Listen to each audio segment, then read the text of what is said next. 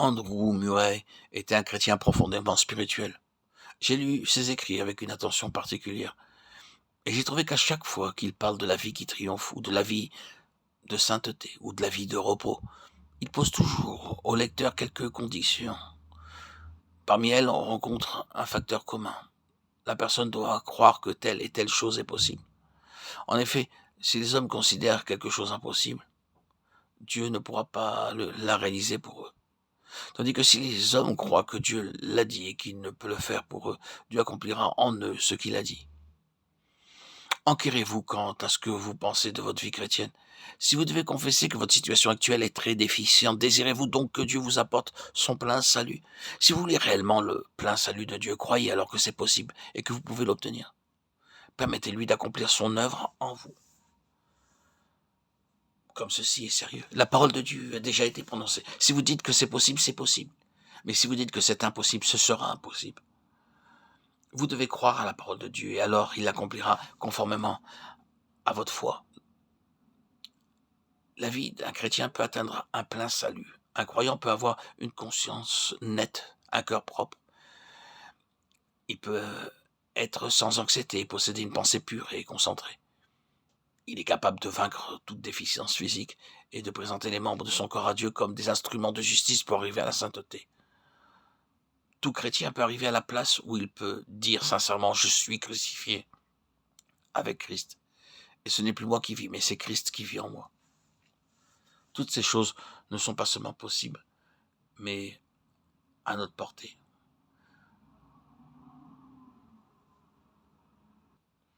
Nous savons que lorsque Christ vivait sur la terre, il obéissait à Dieu entièrement, n'aimant pas du tout le monde, ne suivant pas un seul moment sa propre volonté, ni en parole ni en acte. Il ne permit jamais à la tentation de le vaincre. Il n'a jamais péché, mais fut obéissant à Dieu jusqu'à la mort. Telle fut la vie de Christ sur la terre. Qu'en est-il de nous qui sommes les disciples de Christ? Avons-nous obéi à Dieu entièrement? Non, nous ne l'avons pas fait. Pouvons-nous dire que, pas un instant, nous n'avons suivi notre propre volonté? Impossible. Avons-nous été capables de ne pas pécher? Oh, nous avons commis beaucoup de péchés. Nous sommes, nous, abstenus d'aimer le monde, ne serait-ce qu'un peu. Peut-être ne l'avons-nous pas aimé extérieurement, mais je crains que nous ne l'ayons aimé secrètement dans nos cœurs. Qui parmi nous n'est pas incité par la tentation? Aucun.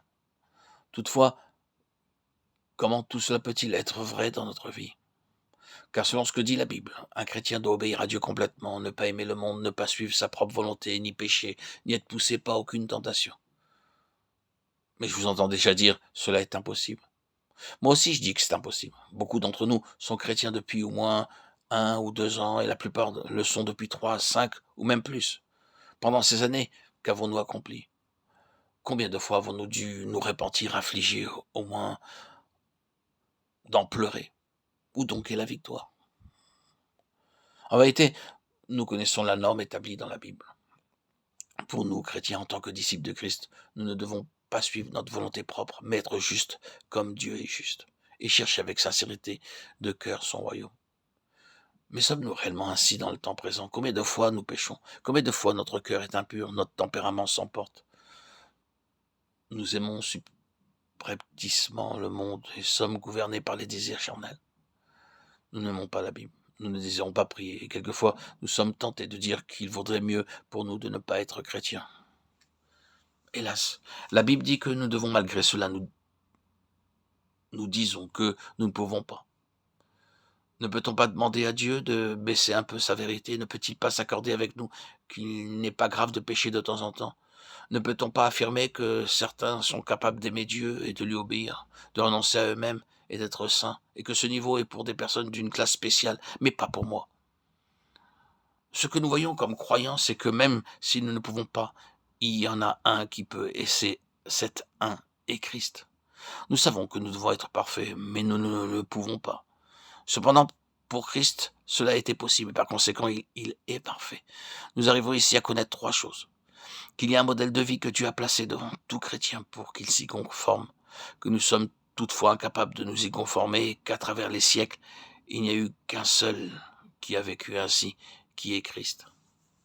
En d'autres mots, nous devons, mais nous ne pouvons pas. Néanmoins, Nous reconnaissons en même temps que Christ a déjà atteint la perfection.